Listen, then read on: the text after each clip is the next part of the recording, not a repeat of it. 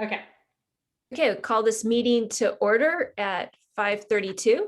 Are there any public comments related to closed session items? No, there is not. All right, then let's recess to closed session. All right. So we are reconvening from closed session and to the regular meeting. So we have our closed session report out. On item 3.2, there is nothing to report. Item 3.3, the board took 5-0 approval of the item. On item 3.3 was information only. Okay, so now we go on to our I'm sorry, President Kendall. Yes. You said 5.0 approval on which one? I thought I heard 3.3 twice. Oh, sorry, 3.2. 3.2 was nothing to report, correct? Okay. So 3.1 was nothing to report. So SPEL 1920-3. Item 3.2 is PE 2021-7, and that's the 5-0 approval.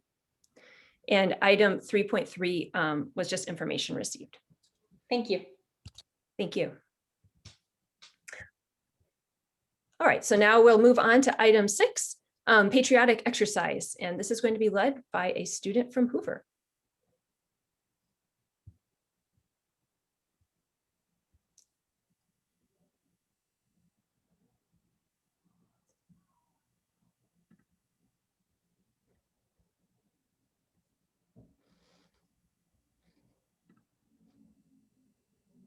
And she should be able to unmute and begin the exercise. Okay, is this Ella? Ella? Okay. Hi. Hi, Ella.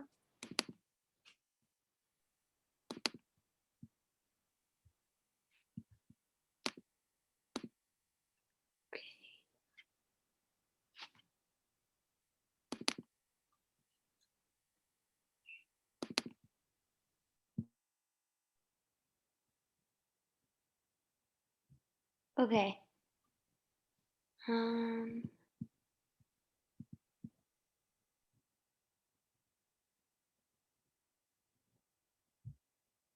you go.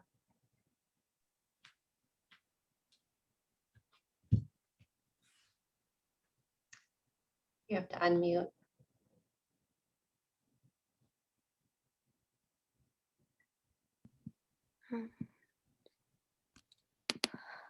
That's perfect, Ella. We can Oh. Go ahead and click your mute one more time.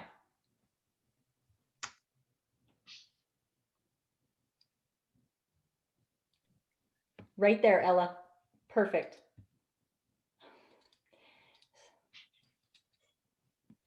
Hi, my name is Ella Knight, and I am a 5th grade student at Hoover Elementary School. Thank you to Mrs. Booth and to the board for inviting me to do the Pledge of Allegiance and to start this meeting. One thing that you should know about me is that I'm very passionate about the environment and that I have an older sister that used to go to Franklin and is now a junior at BHS. If you would join me to do the Pledge of Allegiance. Ready, begin. I pledge allegiance to the flag of the United States of America and to the republic for which it stands, one nation, under God, indivisible, with liberty and justice for all. Thank you and have a nice meeting. Thank you so much, Ellen. You have a good night too. Thanks for joining us. Bye. All right, so now we move on to item 7, the roll call. Trustee Wong. Here. Trustee Reed. Here. Trustee Sarpungo. Here. Trustee Mudd. Here. And I'm here, Trustee Kendall. Do we have a motion to approve the agenda? I'll make a motion to approve the agenda. Thanks, Kate. Do we have a second? I'll make a motion for a second. Thanks, Lisa. All in favor? Aye. President Kendall, may I interrupt? Yes. I believe HR Specialist Bell is trying to interject. Sorry, I need to present a walk-on. So I'm going to share my screen with you. No, I'm not.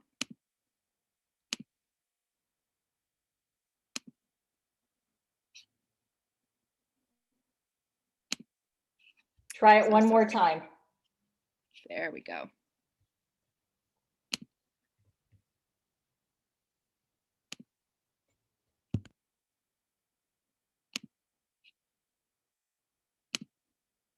So there are going to be 2 walk-on items. These items are going to be walked on under the consent HR appointments and resignations. The one item is going to be new positions for the 21-22 school year, and that is going to be for 3 temporary contract teachers to be added. And those are going to be the position numbers. And the next one is going to be a resignation. Samantha Gallegos, a teacher at Lincoln, is going to resign effective as of yesterday, 5/10/2021.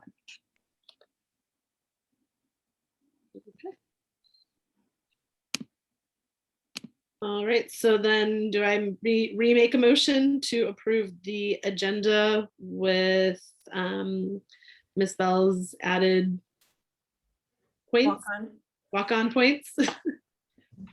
Yes, please, trustee Reed. Okay, I make a motion to approve the agenda with Ms. Bell's walk-on points. I will second it again.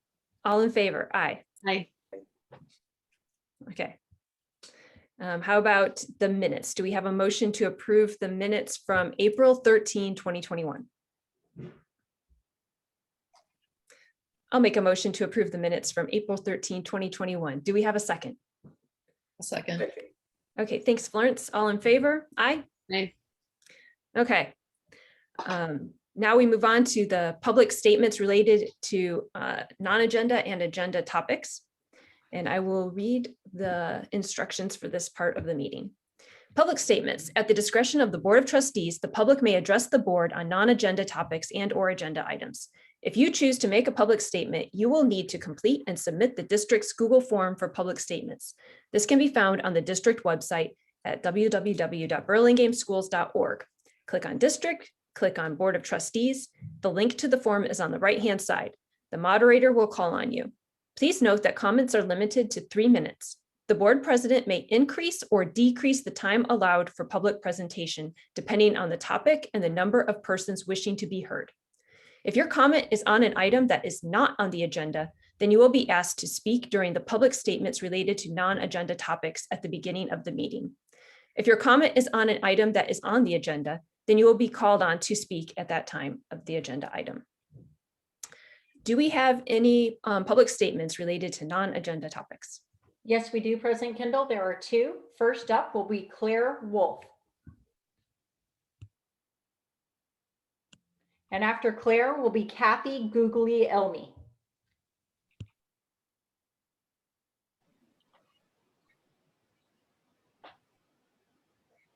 All right, I see Claire is there. Can she unmute? Hello. Hi. Hi. Yes, thank you for taking my question. I was wondering if there's any more information on distance learning for families that are concerned, have health concerns about COVID.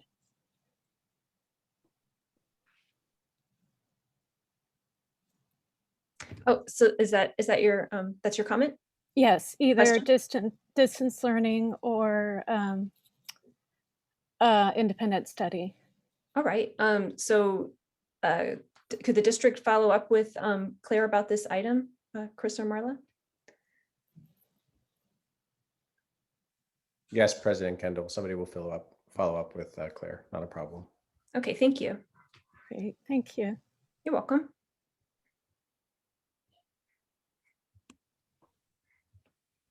Next up is Kathy Googly Elmy. And Kathy, I sure hope I said your last name correctly. Hello. Yes, it's Kathy Guglielmi, and thank you so much for letting me speak tonight. I want to say good evening to President Kendall, members of the board, Superintendent Mount Benitez, and all the rest of the Burlingame administration on the call. My name is Kathy Guglielmi, and I'm a parent of a 7th grader at BIS, and I'm here tonight to speak about the Italian language elective at BIS. And although my last name would suggest that I speak or studied Italian, I have not. I am a typical California public school kid, I took Spanish in high school, and it just made sense to take Spanish.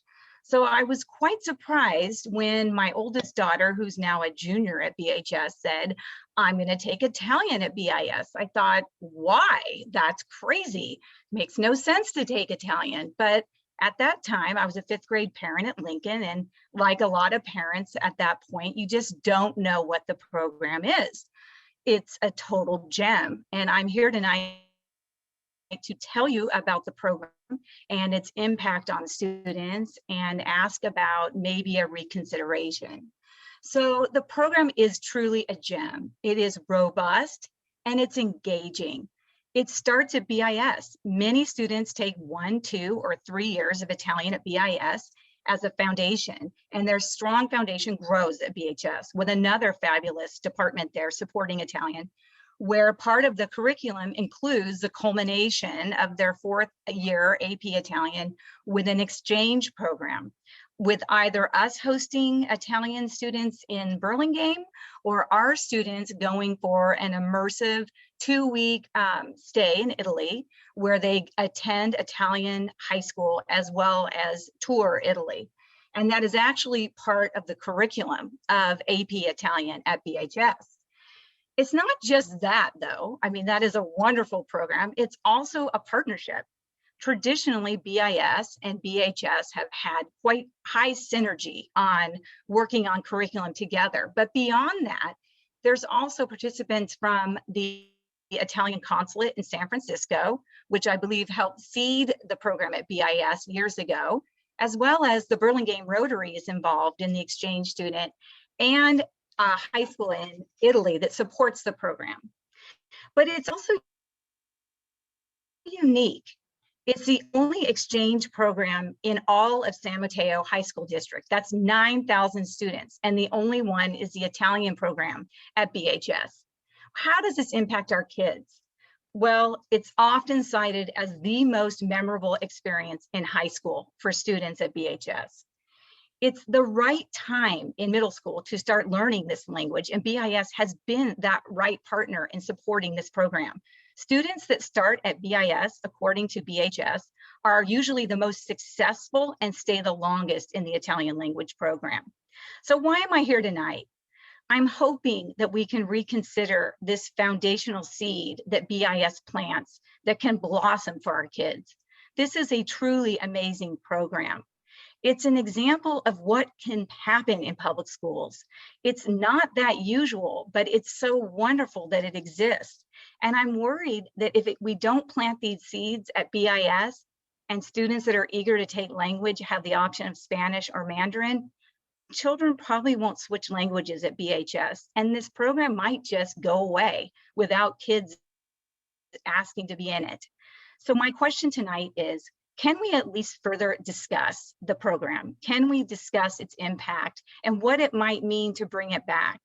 Could the Italian consulate help fund bringing this back to BIS? So I just want to ask if the conversation can continue about this program and its impact to students. Thank you, Kathy. Thanks for those comments. And I think we could follow up with you as well, or No, President Kendall, and we went because way we've already made a over decision. on that, and that Yeah. decision's already been made by the board. So Right. if the board or an individual member such as yourself would like to follow up, that would be fine. But the district has no follow up on somebody leaving the district and not replacing them. Mm-hmm. Okay, thank you, Kathy. Okay, That was the so last public comment, President Kendall. that was the last one? All right. Yeah. Okay, so now we'll move on to item 12, the union statement by the Burlingame Education Association.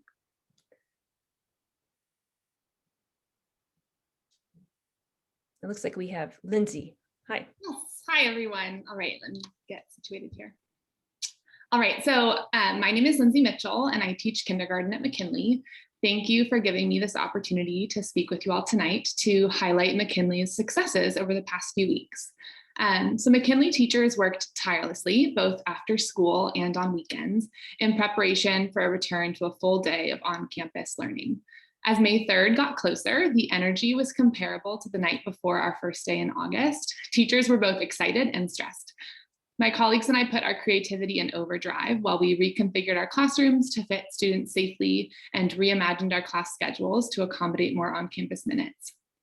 Specifically in kindergarten, our team began brainstorming ways to fill the added time in our day, thinking of anything our kindergartners might not have experienced previously in the year and how we could make it happen during our final 7 weeks.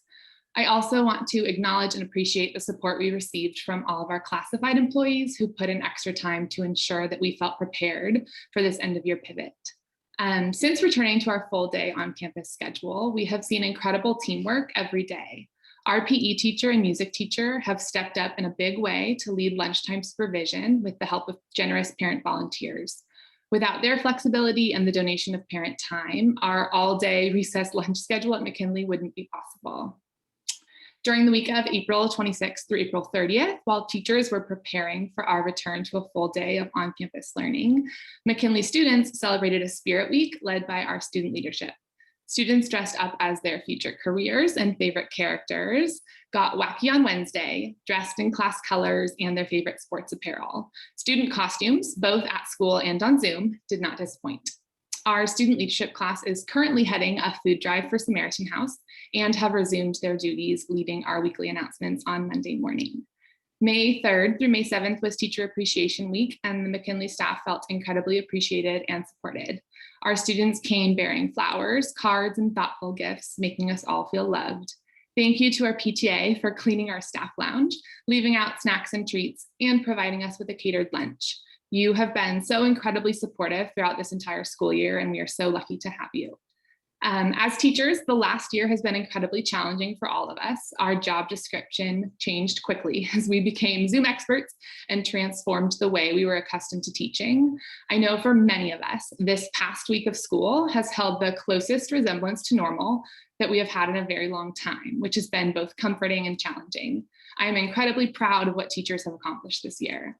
All of us at McKinley are looking forward to wrapping up this crazy school year with the classes that we have all grown to love. Thank you. Thank you so much. All right, our next item is from our principal, Lisa Booth. Hi, Lisa.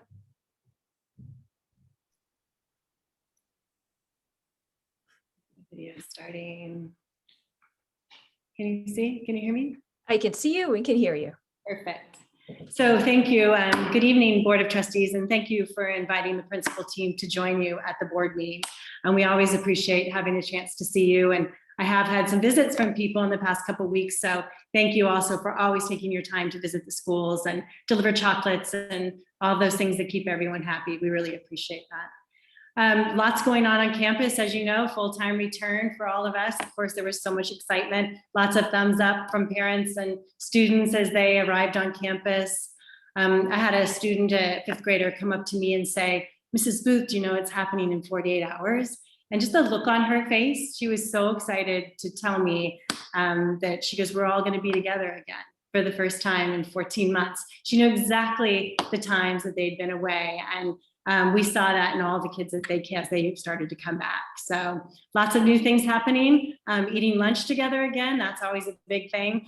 There's these mystery bag lunches that appear from Erica and her team who are doing an awesome job feeding free lunch to all students who want it or need it right now, which is great. And obviously lots of art projects, a lot of assignments, students working together in the hallways. Our play structures are open. It's just a great way to end the year. And I think we would all agree that there's just nothing like a school full of children. So we're really excited about that. Many of our students in grades 3 through 8 have started their CASP testing. I know that there was reported that it would be a shorter version, but still seems like it's pretty long. It's several hours of testing in both math and language arts. And most schools have started, some are just starting next week, but we have until June to complete that testing. We're going to use that. We're hopeful. We are turning in our school plans tonight. You'll all have a chance to read that and be a part of them on the agenda. The plans are super data driven and, they need to be measurable. So there were some challenges for us this year in writing those school plans because a lot of that data, we had to rely more on observation and local assessments, not using our CASC data, which is really a big part of the data that we use. So also the format of our school plans changed midstream. So as we were working on them, the plans changed. And although that was challenging right there, the format, I think looking forward, those formats are going to be really helpful for us. As you're reading them at the bottom, you'll see that we have to analyze the data further now.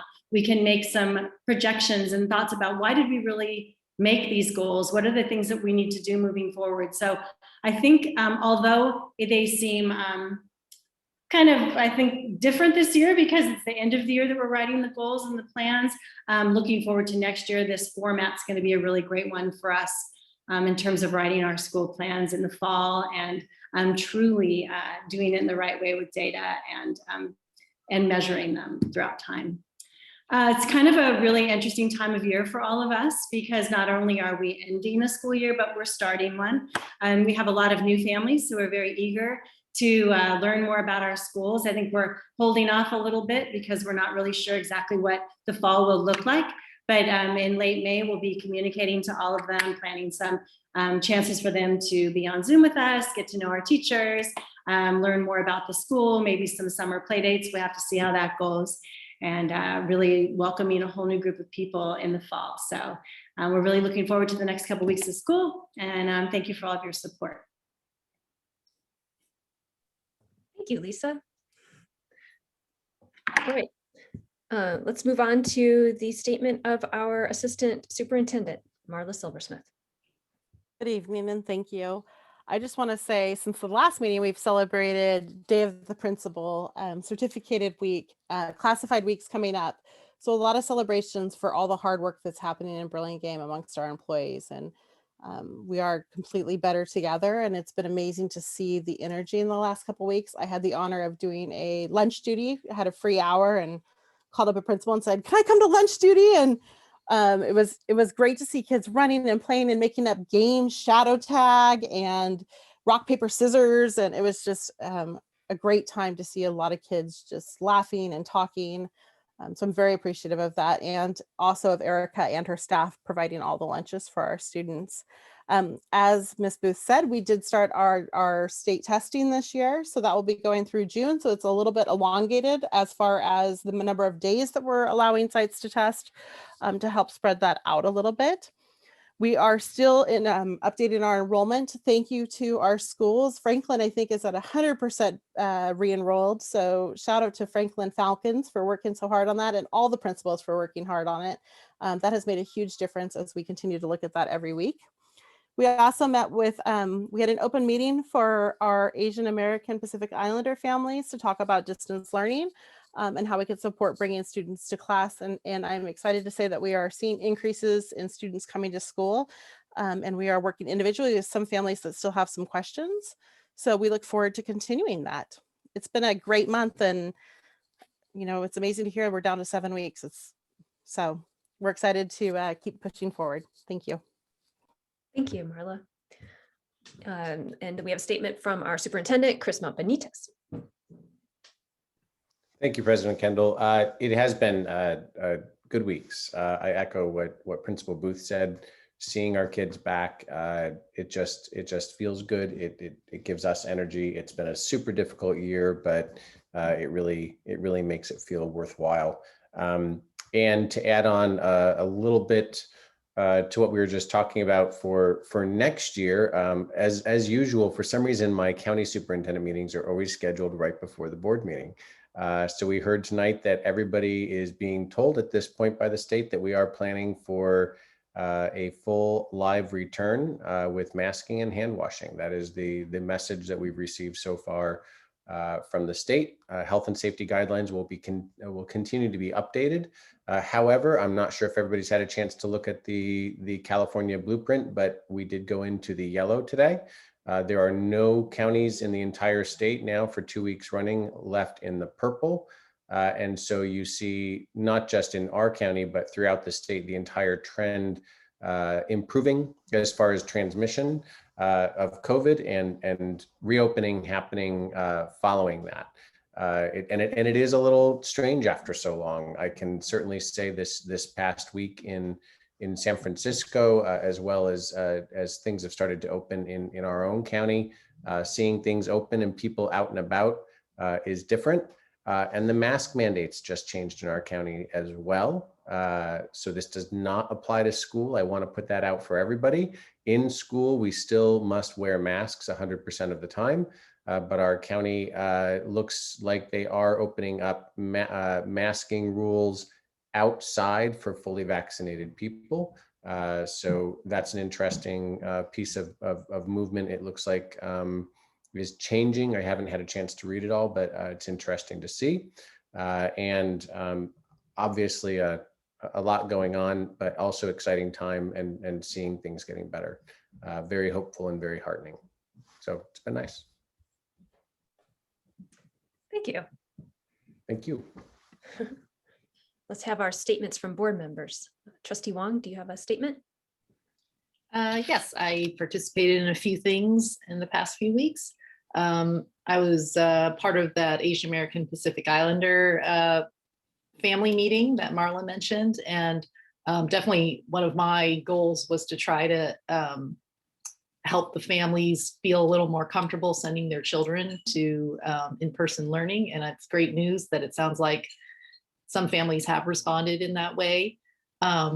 There were some safety issues that we addressed. We had the police chief from Burlingame as part of the panel, and he was very encouraging and was very open and receptive to hearing any concerns that some of the AAPI families might have, just being in the community, maybe noticing some things that felt, like it was within the bias or, hate crime category. So that was a nice panel to be on. And I think it's a meeting that we're thinking of making a somewhat regular thing. I think we're trying to gauge the interest that the families have in making it kind of a regular gathering. I think similar to the Latinx family meetings, that kind of thing. And it felt like there were people interested, but you never know. So we'll see. We'll probably have another one and just see how many people actually come. It was a pretty good turnout. And I think the video of the panel is on the district website. Is that right? It's currently being translated and should be posted, yes. Okay, so because we had to do it in English, we have to send it out so that I think subtitles will be in a variety of languages so that it can reach more families. I don't know if you all got a chance, but the San Mateo County Office of Ed hosted a showing of the movie Angst, which focuses on anxiety in children. It wasn't just anxiety in teenagers, it was like pretty young kids as well. I thought it was really well done. I think it's a few years old. It was my first time watching it. And then CDAC hosted a panel to talk about angst the following day.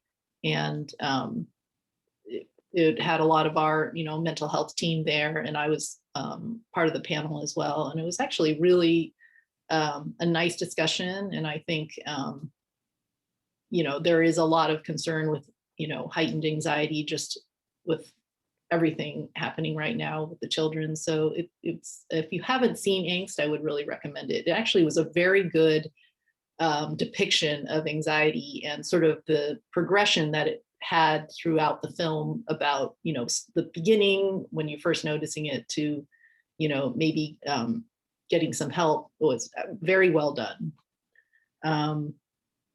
I went to the owners meeting. Lisa was there too. And we talked about mostly about what's happening at BIS, and you'll hear about that tonight.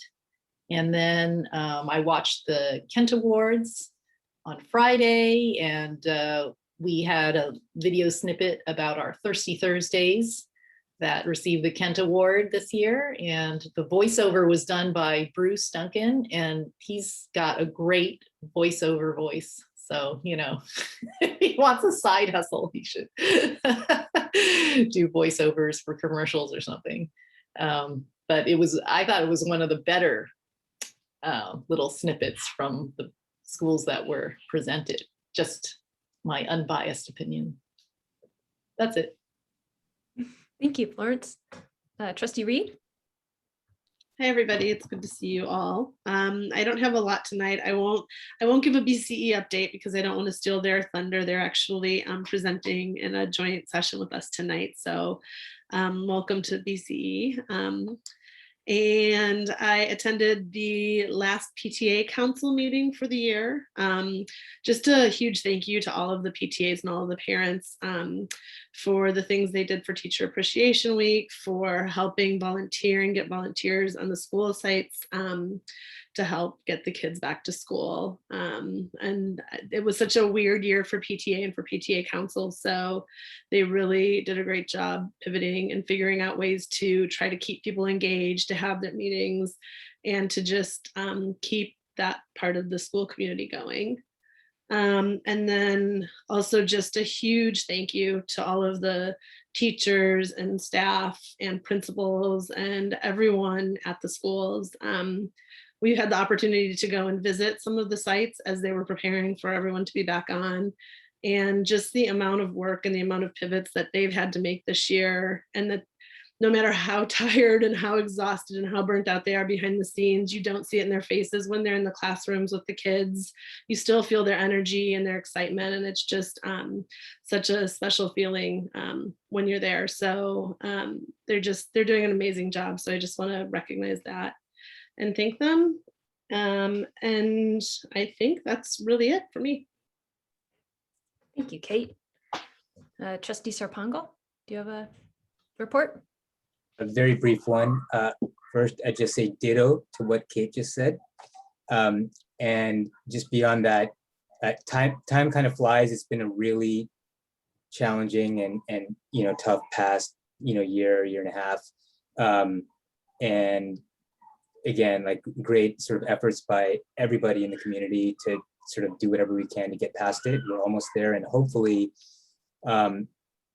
hopefully the new school year will be a bit easier than the previous one, but let's just all collectively try to replicate the great efforts that we've made over the past year to keep things going in the right direction. So thanks, everybody. Thank you, Deepak. And Trustee Mudd? Hi, everyone. It's been a very exciting month bringing the kids back full time. I had the opportunity to tour Hoover Elementary and meet Mrs. Booth in person for the first time and see lots of the classrooms in action. It was just really wonderful to see like the sense of normalcy returning to our kids' lives. Just being in a second grade classroom, they were working on synonyms with using different emotion words, and I just like they were having this normal banter that was just so fun to see. One of the things I really love seeing about all these schools is while each of our schools is sharing like a different curriculum and strategies, they all do have their own unique culture, a little local flair. And something that I loved at Hoover was that they had this year-long theme. I guess they have a year-long theme every year.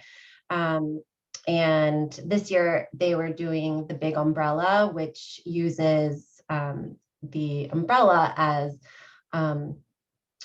like a metaphor of inclusion. Everyone fits it under this big umbrella. And I just, particularly in the time that we're living in and the civil unrest we're experiencing, I just thought this message and theme was so apropos, and I'm just thankful that our kids had that guiding light for the year. This year, I had to write this down, hold on. This month, part of my board duties, I went to the owners meeting with Florence,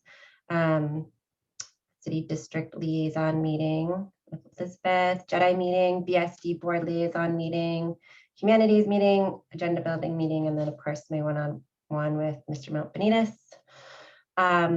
I was really excited to hear that Pfizer is now rolling out to our 12+ population, and I hope everyone eligible is encouraged to go.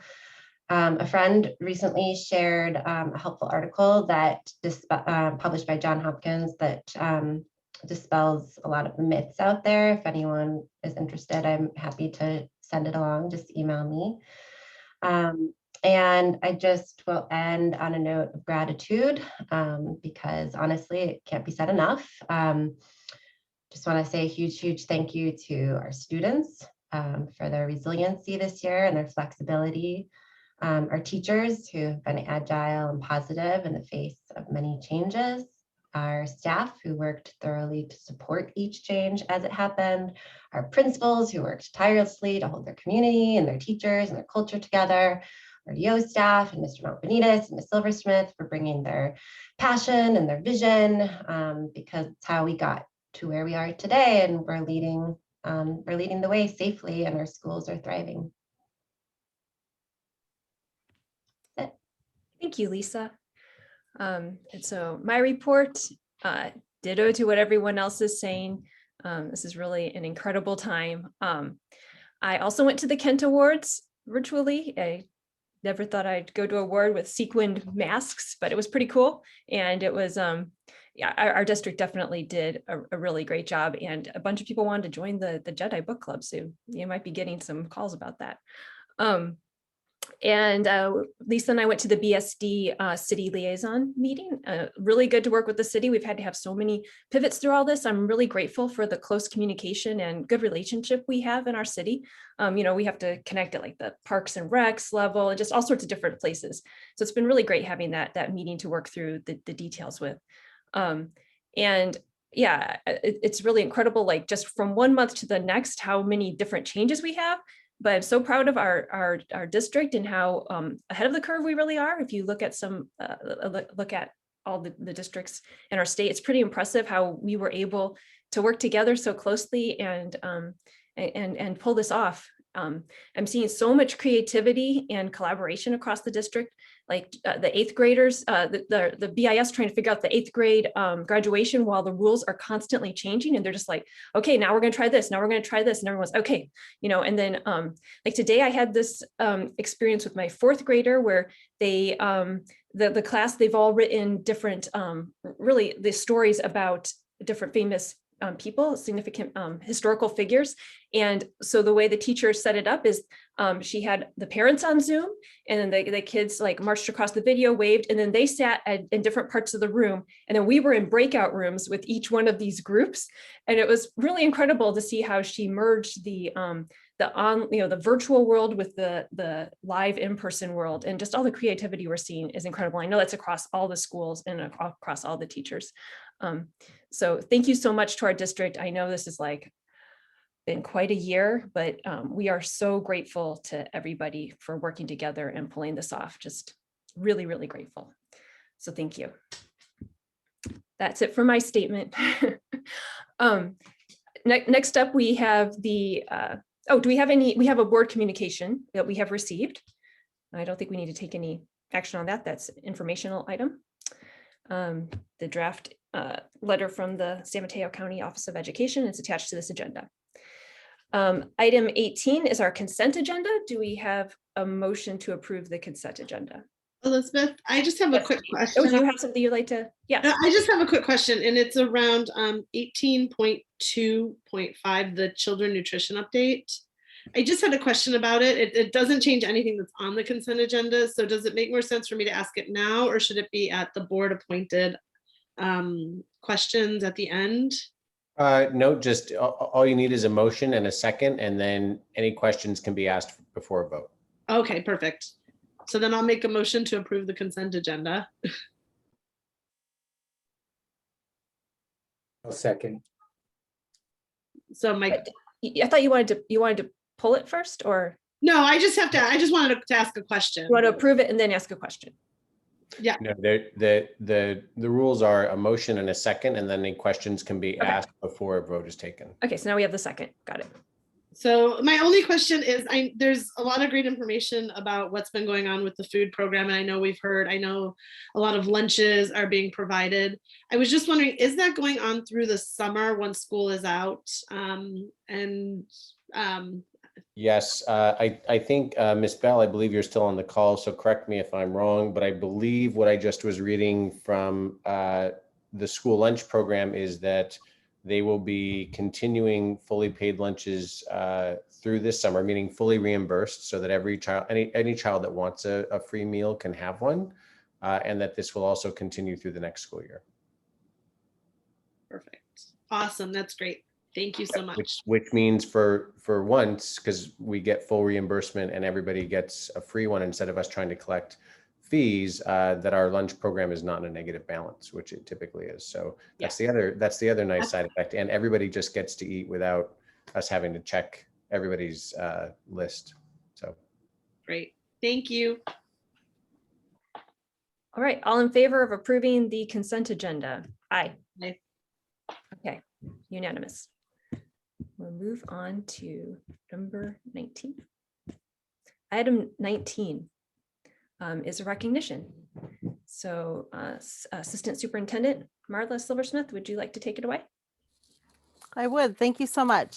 It is my great honor to be recognizing tonight Johnny Wiley, a former Burlingame Elementary School District student. Thank you, Johnny, for being here tonight. If you remember, in July, we approved a contract with Johnny for him to work on his Eagle Scout project. His Eagle Scout project was around music and musical instruments. He collected over 46 instruments to bring into the Burlingame School District for us. He also has been working with another 39 instruments that are in working condition that just need a little bit of repair. He's already donated 10 instruments. BIS, he repaired 6 instruments at BIS, and he also collected a little over $3,300 to help in the repairs for the instruments. So Johnny, on behalf of the Burlingame Elementary School District, we would like to thank you and recognize you for all of your wonderful work and making sure that our students have music in their lives. Would you like to say something? Sure. Well, thank you guys so much for all your help. I know Ms. Silversmith, you've been super helpful with all the communication and all that stuff. And I know I'm super glad that this project came through. And I originally didn't expect it to be such a big deal. I was like, maybe I'll collect like 10 or 15 instruments. And I know a bunch of my Eagle coaches and my mom were like, you should aim a little higher. So I set my goal, I think, for $800 and a total of 20 or 30 instruments. And we surpassed that by a good amount. So I'm super happy with the way it turned out. And I'm really happy that these instruments are all going to help students learn how to play instruments. Thank you, Johnny. And we will be reaching out to you because we have some recognition components that we would like to share with you. So thank you again for being here, and thank you for all that you have done. I don't know if the trustees would like to say something. Yeah, thank you. That is so awesome. And our music program is definitely popular. And so we appreciate so much that you did this. That's really incredible. Very impressive. Nice job. You should be proud of yourself. Super impressive. Johnny, my husband is an Eagle Scout, so I know it was one of his most rewarding experience, and it's a lot of work. So congratulations. Thank you. Thank you. Thank you, Johnny. Right, so now we'll move on to item 20.1, which is our joint session with BCE. So the joint BCE BSD session. Thank you, President Kendall. So this evening, BCE will be presenting a short presentation about the support and direction for the 21-22 school year, as well as a brief update about how everything is going this year in soliciting that support from our community. So positive news and very exciting. So there she is. So there's Liz Anderson to present. Hi, can you guys hear me?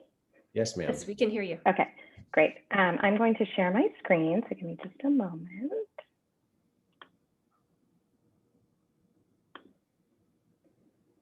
Okay.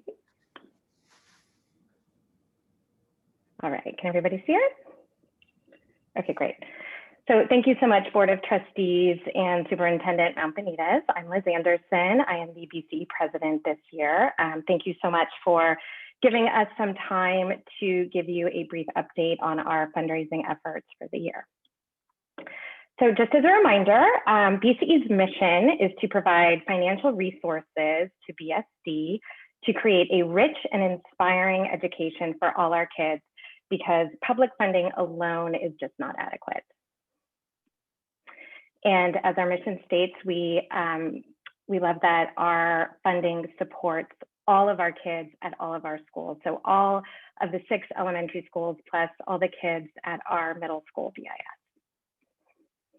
So what have we been doing all year? Well, we kicked off our fundraising annual campaign in the fall with our fall drive. And then in January, we had our most successful ever BCE readathon.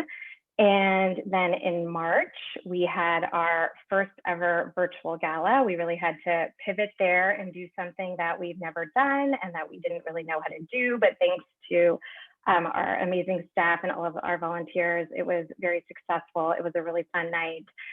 We also had a live auction component and an online auction. And now we are focusing for the remaining 2 months of our fundraising year on our spring campaign. And I do want to just note, as this slide says, that most of our funding comes from direct donations and employer matches and not from our events, which although are fun and are great and we love doing them, really most of our funding comes from direct donations. So where are we? Well, thanks to all the efforts of our amazing volunteers and our incredibly generous community of donors, we are at $2.3 million this year, which is really great considering it's been such a challenging year for everybody and our local businesses, our donors, our families, our teachers, everyone. But we are still about $200,000 away from our goal of 2.5 million, which is why we're still working hard to the very end, to our last day of our fundraising year, which is June 30th. We're really focusing right now on folks that haven't given yet this year, and also just reminding people to submit for their employer matching. We get quite a large percentage of our grant is from employer matching. So for those of you that are listening and have that as an option, consider doing that. So thank you.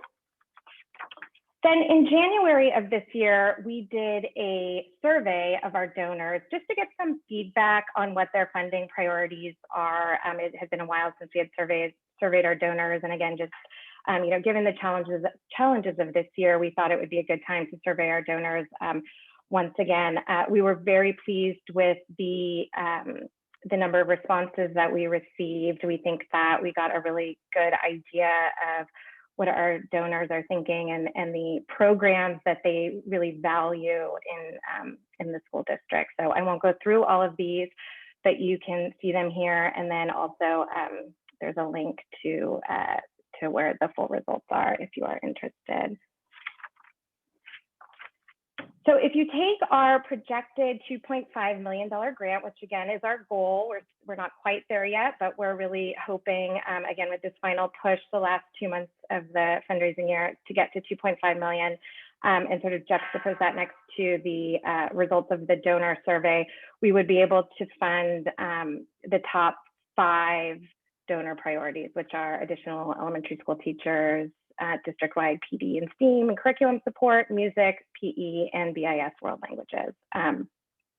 So again, though this is just a projection, we don't close our books until June 30th, at which point, I think around August, the BCE will be back in front of you all, presenting you hopefully with a very big check, and we'll work with you on a grant letter that will finalize what we fund.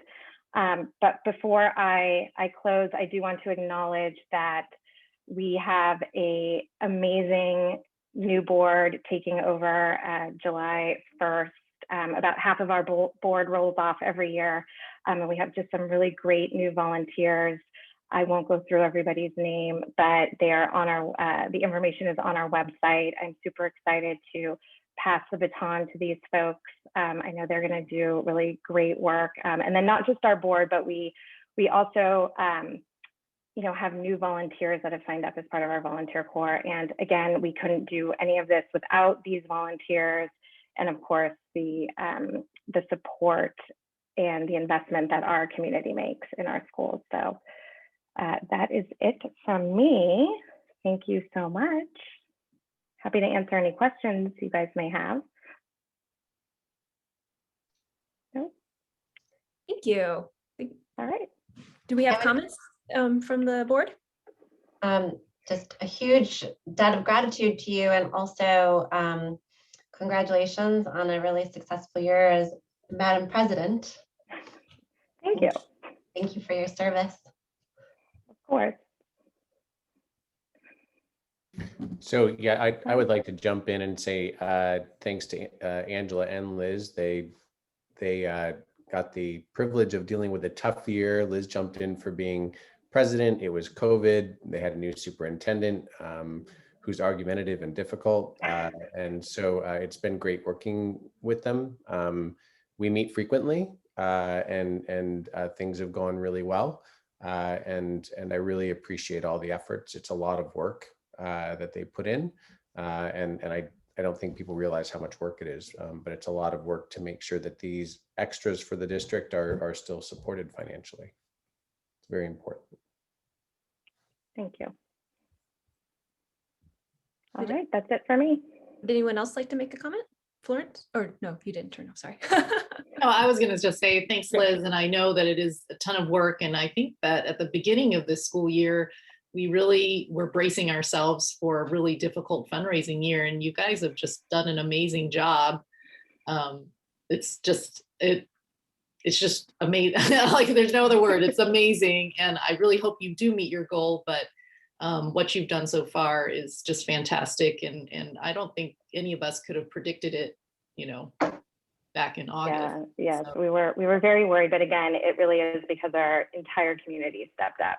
Yes, they did. Yeah, thank you. Yeah, I want to thank you for being so thoughtful with how you approached the fundraising in a year that's challenging for many families as well. I thought you were just like so thoughtful with all that, and thank you. Yeah, really appreciated it, and I know it was so much hard work. So, and the gala, you were so creative, like coming up with that gala. Yes. So, yeah, thank you so much. We'll have to see what next year's gala looks like. I actually wore these beads for my first gala, my first BCE gala was the 20s theme. Wow, cool. I just, I've had the privilege of sitting in on some of the meetings with BCE and Chris over the last couple of months, and just seeing the dialogue, the transparency, the way that the district and BCE are working together. It's really impressive to see kind of how it works behind the scenes, and the collaboration has been great. And you know, I know everyone probably knows at this point, but Liz stepped in as an interim president, so she didn't have the onboarding year, and so to see her kind of jump in head first in a very crazy year has been awesome. And I know Angela took on the role of executive director this year as well, and is really kind of stepping up the BCE game. And you guys, I agree with what Elizabeth said, in a year where it's a difficult kind of ask families to give when things are so tough, you guys did it in a really graceful way. It didn't feel like we were getting inundated with messages, but you know, the ask had to be there. And so I'm just thankful for everything you guys have done. Thank you. All right, thank you so much. Bye. Okay, so we will now move on to item 20.1, the equity and diversity update. And Marla, will you be? Absolutely. Good evening. We are going to be, we have special guests tonight. We will be unmuting and turning on cameras. We are going to start with Miss DiGregorio from BIS, who will introduce her team to us this evening. Thank you for being here, BIS. Hi, thank you, Ms. Silversmith, for introducing me. I have had the distinct privilege of working with these Students in Action SIA junior students at Burlingame Intermediate School for the past 2 years. I've seen how much these students have grown over the past 2 years. They are natural helpers, natural leaders in our Burlingame community.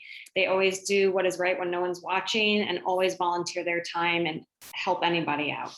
So with further ado, I'd like to introduce Sophia Mitchell, Caitlin Sue, Ryder Madden, and Sophia Bella, and Lucy Kendall, who is our new member this year. So they all are going to be presenting on 2 topics today. They have put together an Asian American History Month educational slides for all their peers at BIS, as well as they have also worked on an intergenerational cookbook. And I'm going to let them speak more on that to talk about it to you. So I'm going to share my slides. Let me get my screen share going. And we'll start with our Asian American History Month. By me, I have like so many tabs open.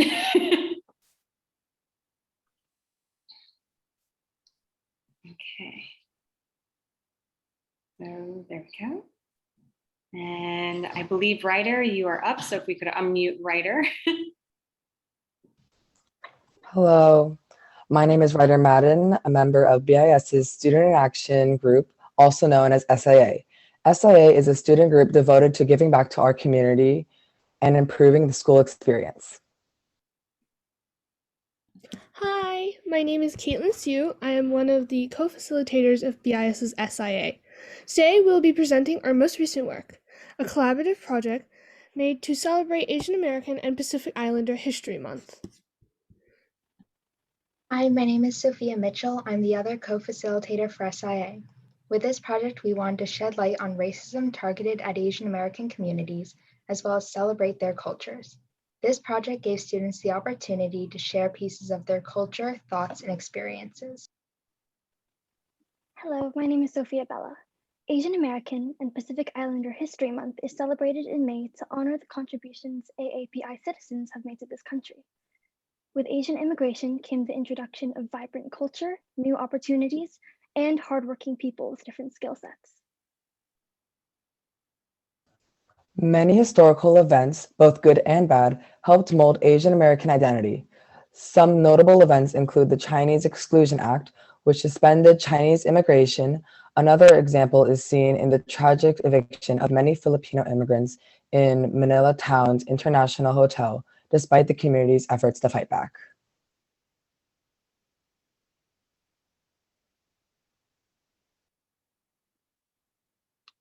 In the midst of an increase in racially motivated hate crimes, people have been speaking out and turning to the media to raise awareness.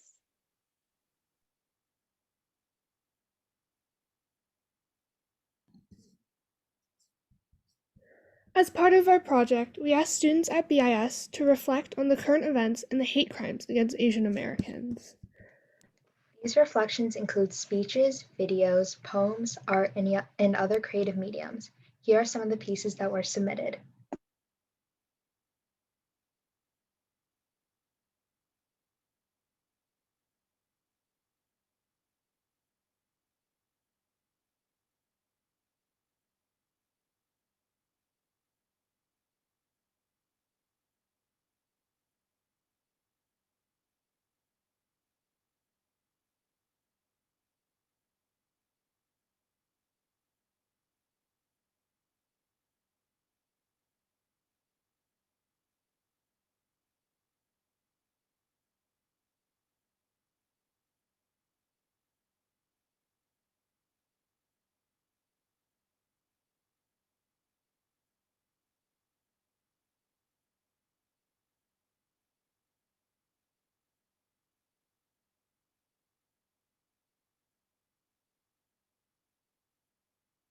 So as you can see, some students submitted artwork as well, original artwork.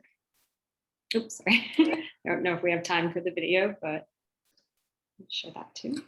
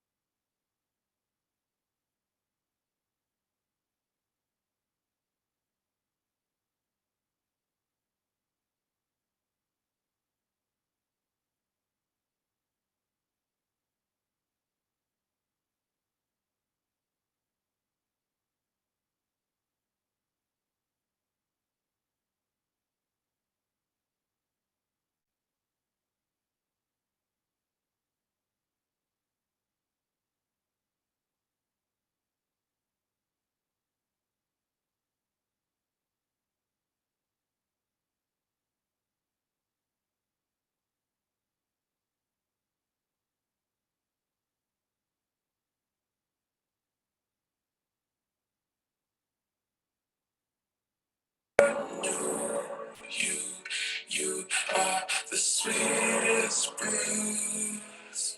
Babe, I can't keep missing you.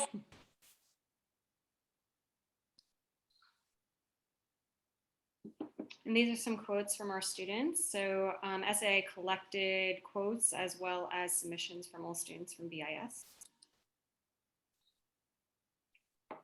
And then Caitlin or Sophia, if you'd like to talk about this part, or Ryder. Finally, over the past few weeks, SIA has gathered information about many countries in Asia. We have reached out to students of various ethnic backgrounds who wanted to share a piece of their culture. This includes fun facts, traditions, and phrases in their native language.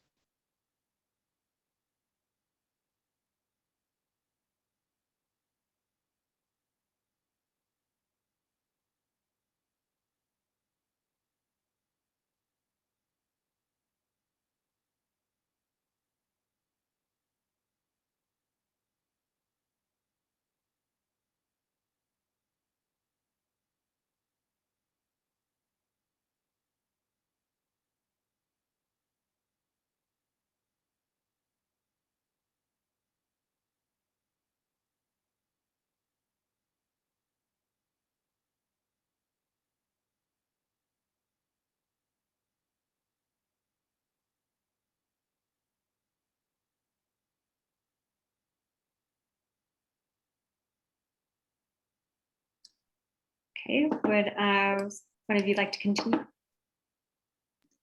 We are thankful for the opportunity to share this project with you guys. In light of current times, we felt it was important to spread awareness and help others speak out. We hope you enjoyed it. Thank you and have a good night. Thank you all. And we have one last presentation. Lucy, if you're here. So Lucy is going to present, thank you all, for the intergenerational cookbook. So let me grab that for you and I'll share my screen.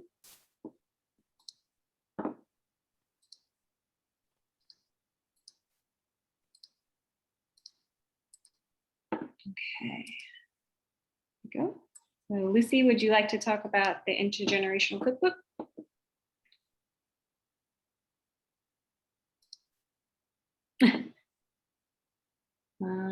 Is she here or? Yes, I'm here. Sorry. There you are.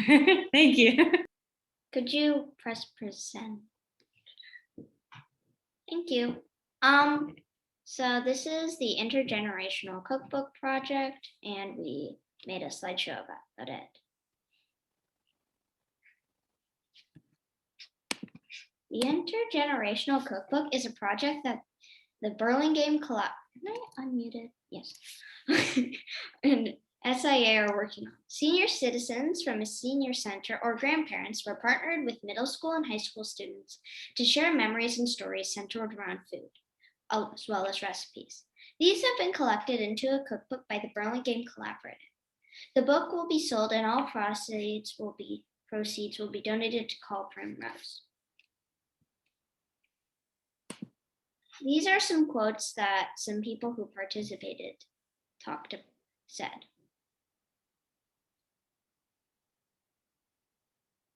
You can go to the next slide.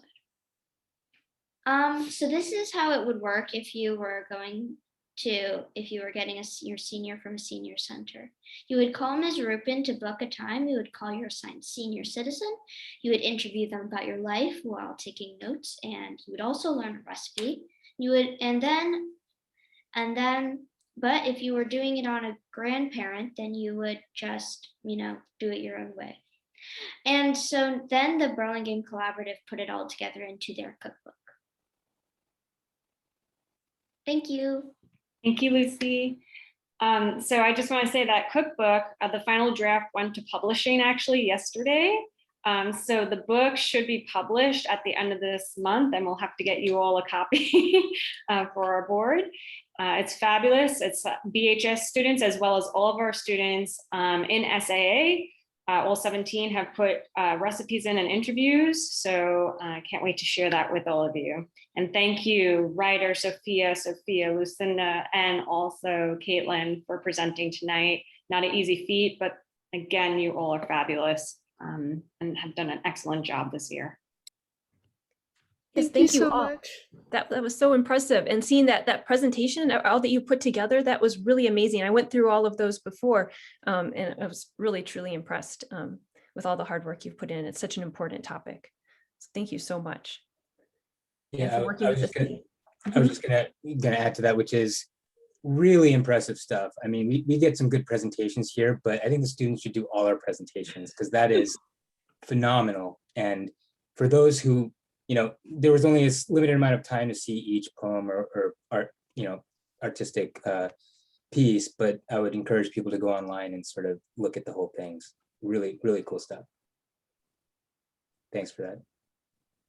Yeah, I think we should definitely thank Ms. DiGregorio for all her hard work putting this together. So thank you for like corralling everybody and being so enthusiastic about these projects and inspiring our students. Thank you. It's my they inspire me. Like they are just phenomenal. Phenomenal.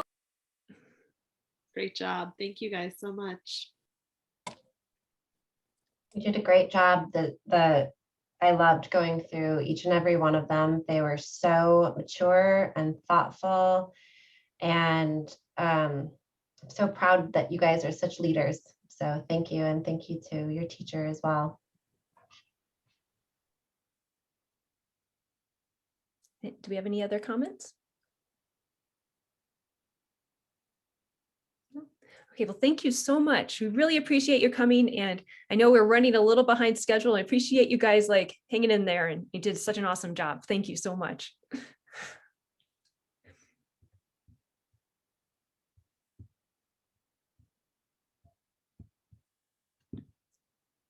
Okay, so we will move on now to item 21.2, an update on summer learning opportunities by Dr. Joelle Spencer. Good evening, trustees. I'm actually going to introduce this evening, and I am excited to introduce you all to Mr. Nate Wong and Miss Lizette Cuevas, who are our two summer administrators who will be speaking to us and giving us a brief update on how summer learning is adding up. Okay, thank you. Good evening. My name is Nate Wong, and here with me tonight is Mrs. Lizette Cuevas, and we are your Burlingame Summer Administrators this year. Ms. Cuevas? Yes, hi. We are excited to give you an update for Camp Galileo and Summer Academy.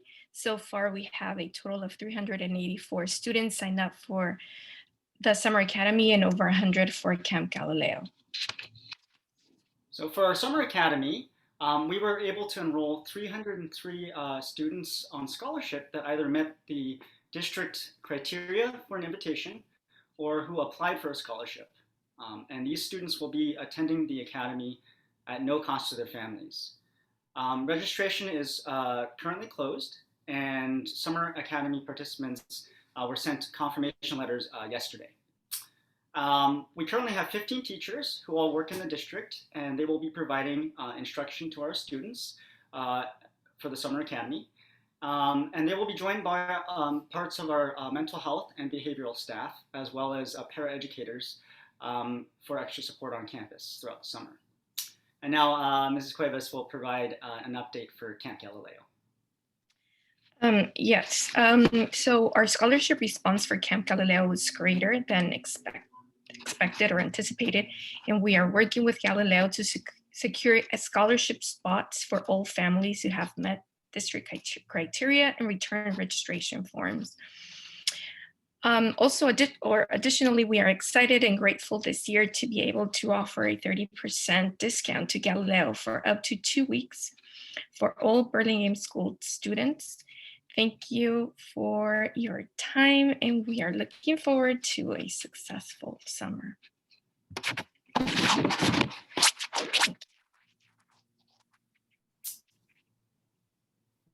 And that's it. Good. Thank you, Lizette and Nate. Would you be able to tell us of the Summer Academy? Did we completely fill up, or did we still have some room? I'm trying to figure out, were we able to meet everybody's needs that expressed a need for more summer program? Yes, actually, we were able to meet everyone's needs. It did exceed our expectations in terms of interest, but we were able to hire more teachers as well as paraeducators, and we were able to secure more classrooms in order to accommodate. Awesome. So we didn't have to turn anybody away. No. Awesome. That's fantastic news. Thank you. Is Summer Academy in multiple locations or what? Yes. So incoming first through sixth grade will be at McKinley Elementary, and incoming 7th and 8th grade will be at Franklin.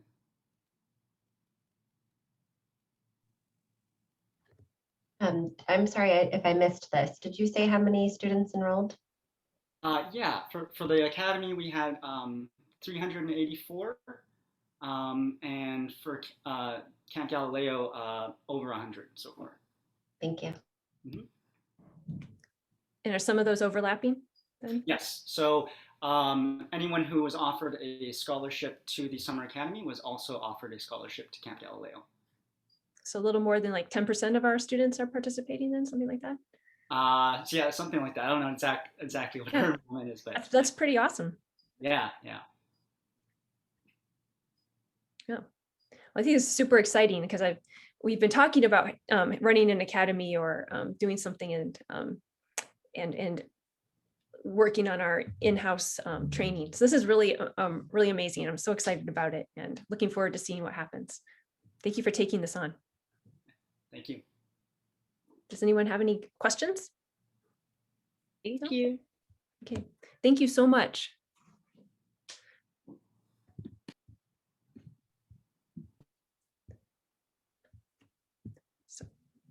So item 20.3, the school plans for student achievement, or SPSAs. Thank you. I am bringing forward tonight each one of our schools' SPSAs. Typically, these come in the fall. With everything that we were doing in the fall, we pushed them to spring. They come every year to the board. They are a collaboration of the School Site Council, which is a part of every school in our district. And it involves parents, it involves classified, certificated, and administrative staff, where they come together and look at data and goals to come up with goals for a 3-year plan. And then every year they update. So they give us new baselines and their actuals and moving forward. As you heard Ms. Booth speak earlier this evening, the SPSAs for last year, as you know, we didn't do CASP testing. So you'll see that some data ended in 18-19. However, there was other data for 19-20 around attendance. So that's a little off. So next year we will be back on track since we are doing CASP testing this year. So these will be, they're coming forward right now, and then they'll be back to you in the fall, looking at the 2021 school year. All of these have been approved by each principal and each school site chair, and they are worked through the District Advisory Committee, or DAC, which Trustee Wong sat on for the beginning of the year, and now Trustee Med sits with us. Thank you. Do we have any questions? I just want to say thank you to everyone for doing these in the middle of everything else going on. When I looked at all the data and all the information that's had to be gathered to put in these reports on top of getting kids back in school, getting everything going. I just want to thank everybody for the time to get these done, especially when the data wasn't right at your fingertips because you didn't have the information from last year. So thank you. And I do want to say that the new format is a lot better than the old one. It was a lot more easy to read, and I like that there's some data analysis at the bottom that, like Lisa Booth mentioned earlier. And I imagine that when there's actual more current data to analyze the following year, that it'll be a powerful tool for us in terms of planning. I'll just add that these are such thorough reports that it was really helpful for me as a new trustee to just dig into them, and you could spend days and days and days just reading through these and trying to just see what's happening in each school. But I would encourage all of the parents that are here tonight to click on those links and go read about their school, because they're really thorough and a great way to learn about where your kids are. Just to piggyback on that, Trustee Mudd, they're actually also posted, they will be once approved by you on each school site's website. So they're very easy to find if you're looking for them. Yeah. Okay, well, if we don't have any more comments, I think we want to just send our thanks back because, oh my goodness, so much more work that was just happened due to this, but really appreciate it. And it's a really good set of data, as everyone is saying. And that, yeah, it's a lot easier to read. So that's pretty awesome. Okay, I think we have no more comments. So I think we'll move on. I think we have to approve these, right? Oh, we have to approve them. Yeah. I'll make a motion to Thank you, Trustee. approve. I'll make a motion to approve 12.3, the school plans for student achievement. And I'll second that motion. All in favor, aye. Aye. Okay, thank you so much. And the next item, expanded learning opportunity grant. Thank you. Good evening. Educational Services and Cabinet has worked together to formulate our expanded learning opportunity grant. This is a grant that we are available to access due to the fact that we have reopened in person. So it's a great support to us. The total allotment is a little over $2 million. It's $2,023,179,000 of restricted general funds that will be coming in. And we will be bringing it to increase our aid support time at elementary schools to 6.5 hours, at least one at every single one of our elementary schools. We will be doing professional learning academies for certificated and classified on August 10th, 11th, and 12th for the summer of 21 and possibly summer of 22, depending upon the funds. We will also be extending our supports in school for after-school math and science. We will continue with platforms to support our student independent learning. For instance, iReady, ST Math, the other platforms that we have will be available throughout the summer for every student in Burlingame. And we will also be doing the Burlingame Summer Academy for the summer of 21 and also the summer of 22. So that wonderful academy you just heard about will be happening 2 summers in a row. And we are coming to you tonight to approve this. We do have to have it board approved by June 1st and submitted to the state. Okay, do we have any questions? I did not realize that it was going into the second summer. That's amazing. Yes. All funds, but oh, go ahead. If you're wondering, I mean, it's been budget crunch. How are we paying for all this extra stuff? It's because we opened early. This money, as well as an additional grant, became open to us to augment our program to get our district back on track. So it's been, I know it's been really hard, but it's nice to be able to do some extra stuff for our kids in our community. So. And it is restricted funds. So that's where you see where it's going. And we did, just so you know, we did take it to stakeholder groups, Superintendent Mount Bonitas. We took it to the teachers union, to our classified union. We also worked with our parent liaison group and multiple groups to talk about where the need was and received feedback before coming up with this. This is coming from the state in a lump sum? It'll be allocated to us sometime in a couple of installments starting late this summer and then going into next year. We have to expend all funds prior to the end of next summer. So we have between now and August of 2022 to spend all these monies on these areas, which are all allowed by the grant. So the grant has to be used to expand program to address the needs of the results of the COVID pandemic on education.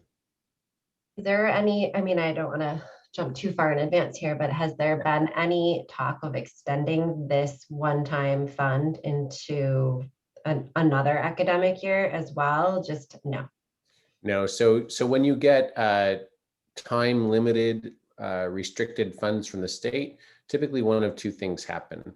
Either they monitor the what we call the burn rate, the expenditure rate of making sure that we expend them by August of 2022.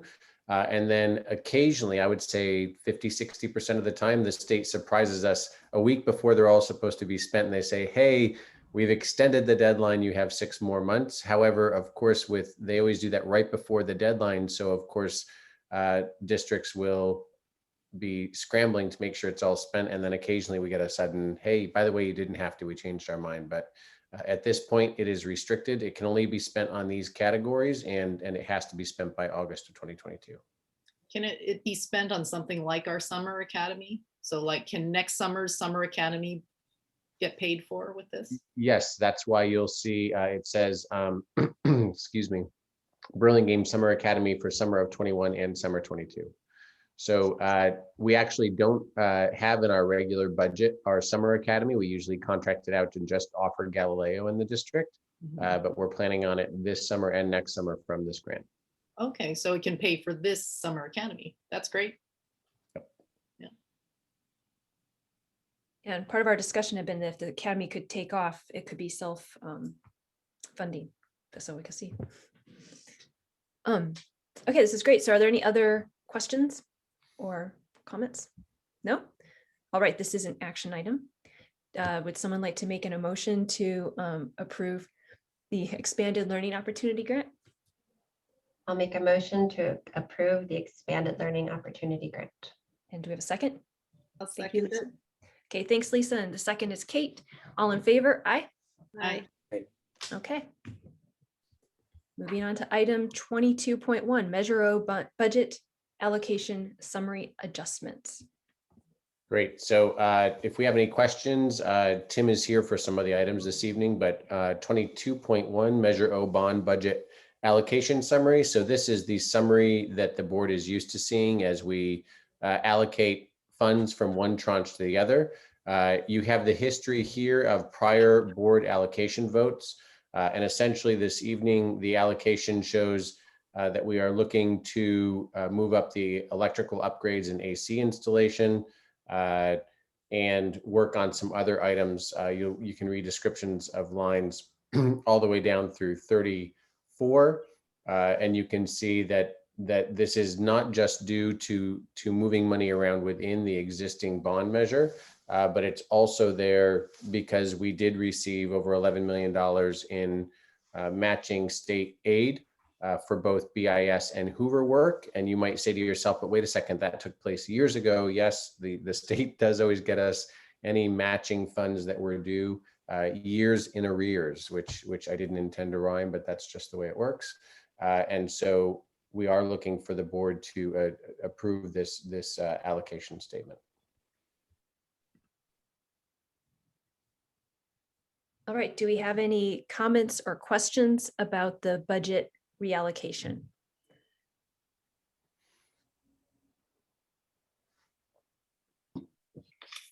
No questions from me. No? All right. Then I'll make a motion to approve Measure O bond budget allocation summary adjustments. Second. All in favor? Aye. Thank you, trustees. 22.2 is the resolution number 2020-21-19, the award of the lease back agreement for the BIS auditorium. This is for the next portion of the BIS auditorium project, the completion of the auditorium that will begin over the course of this summer and then go throughout the fall. And Tim's here to answer any questions for this one if you have them. The first part of the project, which you of course approved previously, was the bathrooms in the hallway, which have been completed. I actually got a sneak peek of those and it was awesome to see them all brought into this century. They're really nice, actually. They're beautiful. They're really Tim shared nice. pictures with me as well. They're gorgeous.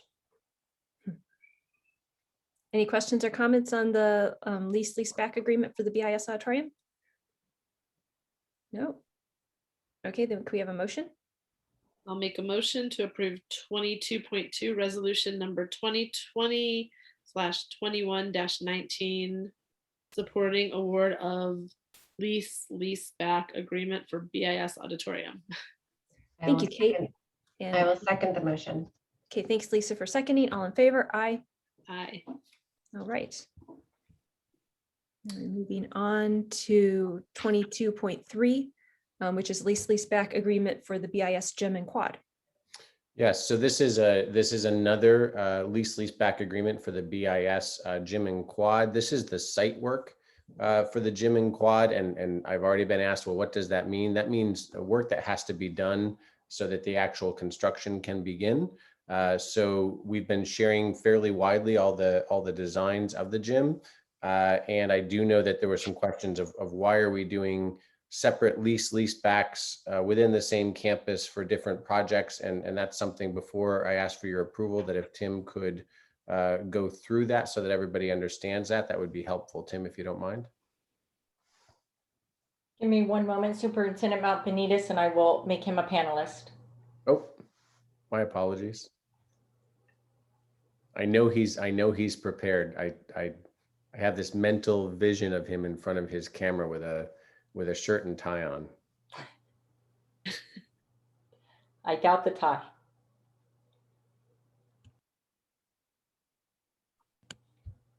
Tim, you should be able to unmute.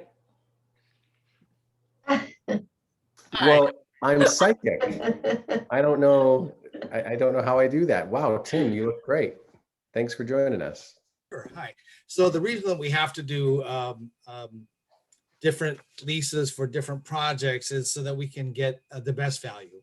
We were able to go out and get proposals from 4 separate lease back contractors towards this project, and we did talk to legal.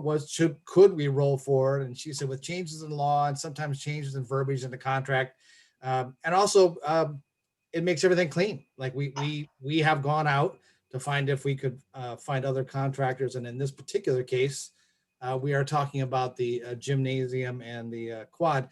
It is Alton Construction, and then the previous project it was Wickman Construction. Great. And so really briefly, just to help the board out before they approve this. So even though it's multiple projects on the same campus, each lease is separate and it's executed by a separate company. Correct. And the reason that we are unable to do a GMP initially for anything but the site work is we don't have DSA, the Division of the State Architect, approval yet on the construction documents, but we don't need their approval on the demolition. So we're going to begin demolition. Great. So with that information, trustees, if you have any further questions, Tim is here, or you can move it and take a vote. No questions. Is anyone else? No. Very, very thorough. Yeah. Okay, so can we have a motion to approve item 22.3? Or do we have a motion? I'll move to approve item 22.3. I will second it. All in favor? Aye. Aye. Okay. Great. Thanks, trustees. And Tim, since we already unmuted you, and I know you're here and dressed for the occasion, do you want to take on your next 2? I see that there's Roosevelt Elementary School Drainage Phase 2, 22.4 bid. Why don't you cover that one for the trustees? Phase 2 of the Roosevelt project, which is a complete retrofit of the underground storm sewer system. We did receive 3 bidders, and we did verify that the lowest qualified bidder was Wickman Development Construction. We did include in our bid an allowance in case the city comes and asks us to redo a new curb cut at the corner of Broadway. And if that's the case, we're asking the board to add alternative 1 of $25,000 for a total bid of $402,305.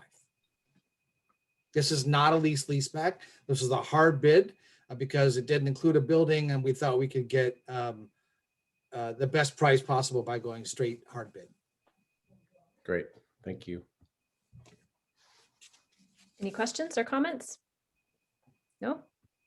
I just have one comment. So Tim, it seems like this year we've had better luck with getting bids, just the number of companies bidding on our different projects. What do you attribute that to?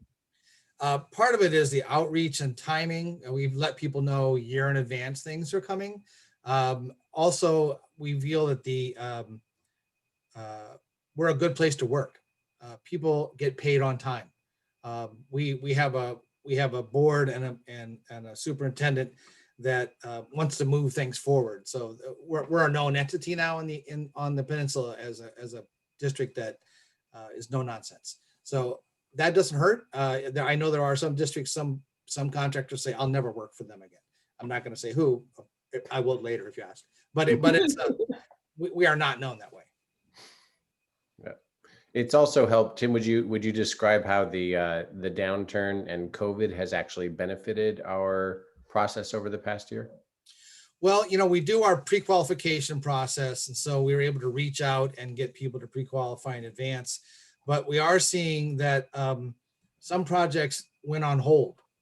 There was a number of districts that were unable to move projects forward. So because our district has projects in the can, pre-planned and ready to go, we were able to get out bid early. We made it a point, Richard Toronto, some DTA and I and our design teams, of trying to get out in February, March to bid instead of the rest of the community, which is now starting to go out to bid and coming back in June. So we also got out in front. Good. Thanks, Tim, for sharing that. So we're on 22.4, trustees. If you have no further questions, we seek approval for the elementary school drainage phase 2 improvements. I'll make a motion to approve 22.4 Roosevelt Elementary School drainage phase 2 improvements. Thanks, Kate, and I'll make a second. All in favor? Aye. Aye. Great. Thank you. And now the BIS Eco-Zone mural design, item 22.5. The pièce de résistance, I'm guessing this is one of the reasons that Tim dressed for the occasion, is because he has an art installation to present to the board, which is part of the BIS design, close to his heart, because we know Tim loves art on our campuses for kids. So I'm assuming you're able to see my screen? Yes. So we were able to work with students, educators, administration, and we fuse all those comments together to work on a comprehensive approach. I'm going to quickly run through a PowerPoint until we get to the final design, but tonight we're bringing to the board a design that actually comes in 22% under budget, which allows for a 10-year warranty, and it's a product that we're very excited about. This is an eco mural for the new quads from buildings 2 through 6. And BIS was originally built around farms. There were no homes. That is Skyline above, that is El Camino below. And this was built, and you can see homes starting to come in, but the gym is here, and these are the quads that we're talking about. So originally this was our population of the school, and the covered walkways were not covered. Now we're talking about doing a mural in this area based on the eco zones starting at the ocean and going to the bay. They did get covered, and now we have reopened them. So the transect of the peninsula is the area that we studied in working with the students and the teachers. Was how can we get our kids to become aware? I read the thought exchange. I got to be excited. The thought exchange, one of the top 3 things it said was, we need to get it from the students. We need to get our students aware of the eco zones around them. I mean, they didn't use the word eco zone, but the environmental setting that they're in that's unique to where they are. And I think it's perfect that this is happening. So that is where we're cutting across. We did select colors that are based on images from each of the eco zones that we're building this on. Every school has the same palette where there are two bold colors on each side of the building. So here we are at building 2. And I'm going to show you from distance. And then if anyone wants, they can look through these in more detail. Everyone has their number on the side. And as you can see, it's also on the front. I'm pointing at my screen, that helped. And this is the right hand. This is the marsh. And then you come in and we have a quote. We are not attributing quotes to anyone because it'll be easier not to have to come out should we have to change something. We forget that water cycle and the cycle of life are one. Each of the black lines that you're seeing is the seams. That white square is a QR code so that anyone who needs to have this translated into another language is able to scan that QR code, and it'll take you to a website that we'll work on with our IT team to host the text to convert it into any language you want. Moving up the hill into 3, we have the rift.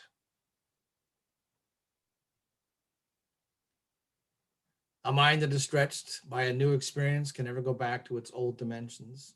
One of the big takeaways we got from the students is they wanted it to be interactive. They wanted it to not just be a photo. So we have this life-size rendering of a turkey vulture. So you can see through it. It's a shadow that kids can stand and put their arms out to see the dimensions against the two.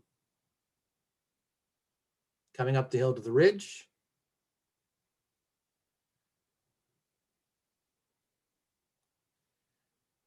You cannot get through a single day without having an impact on the world around you. What you do makes a difference, and you have to decide what kind of difference you want to make. I also want to thank Calendar and Associates for being pro bono, for their time volunteering. They helped us select plants that were in each of the eco zones. We also worked on animals with them as well. And moving up the hill, building 5, the creek. I love this image. And you can see the gold where we got it on the building. That's the same gold. A river cuts through rock, not because of its power, but because of its persistence.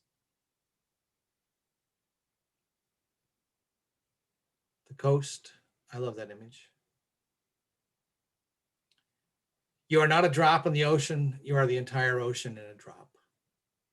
We also have a full-size rendering of the northern elephant seal in this image as well. So tonight we're coming to the board to ask for the EcoZone mural design and project change order 057. We have $125,000 already built into the contract with Alton Construction to do this. But we're coming to the board to ask for the 98,000 instead, because we're able to come in under budget.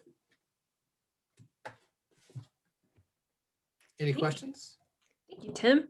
This was a long time in the whatever, a long time in the works. You put a lot of effort into this, and I know that you were like pulling in all these different groups, and I know how much thought and energy was put into it. And thank you. Do we have any comments or questions? I like the colors. Just say that I had the privilege of being part of those conversations about these murals, and the part I loved the most was having the kids give their input, and just the sophisticated sense of art that they all have in their just middle schoolers was impressive, and it was great having them give their opinion on it as well, and it was fun. I think they look awesome. What's the only question I have is the time frame. It might be in here and I might have missed it, but what's the time frame of once this is approved, when that happens? This will be up before next school year. Amazing. Awesome. I love it. I too had the privilege of seeing this in our earlier meeting, and I just want to add that in addition to, I just love the art and that they are getting to see the environment they live in. I love the life-size animals that they can see and relate to in their own size. I didn't want to overwhelm the board with all of the multiple we looked at types of images, painting, whether it's 3-dimensional, but I'm really happy with the final outcome that we've brought to the board this evening. And if I could just really quickly, there are a number of people here, and I want to say their names if I could. I'd like to thank Courtney Clark, Suzanne Philippi, Brooke Darmanian, Pam Scott, Florence Wong, with the help of local artist Justin Angelos and the design team of Hamilton Aiken and Richard Toronos from DTA. It's really, a lot of people gave input, and I wanted to make sure that they got the gratitude. Awesome. Well done, Tim. Thank you. Yeah. Thank you. I would love to make a motion to approve 22.5, the BIS Echo Zone Mural Design and Project Change Order 057. Thank you, Kate. Do we have a second? I'll second. Thank you, Florence. All in favor? Aye. Aye. Yay. Thank you. Thank you. I'd also like to point out that I don't think, just to illustrate how much work we're getting done, I don't think we have a campus where we're not doing a project this summer. And I don't mean a project like putting up a new bulletin board. I mean, we're doing projects everywhere, and shade structures and painting and art and drainage, and 108 classrooms are getting furniture. Yeah, every classroom's getting new furniture throughout the entire district. So the amount of work we're getting done right now, it has been one of the silver linings of a difficult year, for sure. So Awesome. Great job. Yeah, thank you. Thank you. Great. Thanks, Tim. Okay, we're almost to the last item here. We have number 23.1, which is a resolution for the Classified School Employee Week. Yes, I know we've seen this resolution before. I would like to actually, I think it's important that we obviously approve the resolution that we get every year, recognizing our classified school employees. I think it's even perhaps more important that we just take a moment to recognize all of the things that are classified, or I frequently call them our professional staff, do for us. I mean, this is everything from making sure that at night all of our classrooms and bathrooms are cleaned, to running our schools as school admins, what we used to call school secretaries and sometimes still do in our district, to all of our library specialists and computer aid specialists, all of our aides, all of our lunch duty folks.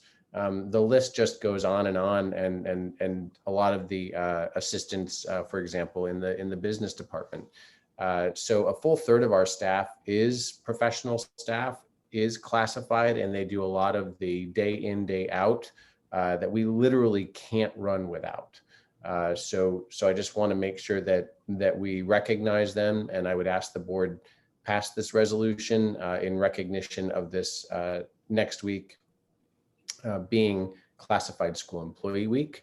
It is the second week of our employee recognition, and of course we'll also be sending out, we can't thank everybody enough, but we'll be sending out a little thank you as well throughout the district. Great. Yes, it's incredible the work that's been done. It's great that we're recognizing the classified school employees. I'll make a motion to approve resolution 2020/21-21, Classified School Employee Week, May 16 to 22, 2021. I'll second. All in favor? Aye. Aye. Thank you to all our classified employees. Thank you, trustees. Item 24 is board requested items. Do we have any? Does not look like anyone's bringing any forward. All right. Going once, going twice. Okay, let's move on to item 25. Do we have, can someone make a motion to adjourn? I'll make a motion to adjourn. I'll second it. All in favor? Aye. Aye. Motion, meeting is adjourned. It's good to see you guys. Everybody have a great evening. Thank you. Thanks, everyone. Good night, everybody. Thank you. Bye. Bye.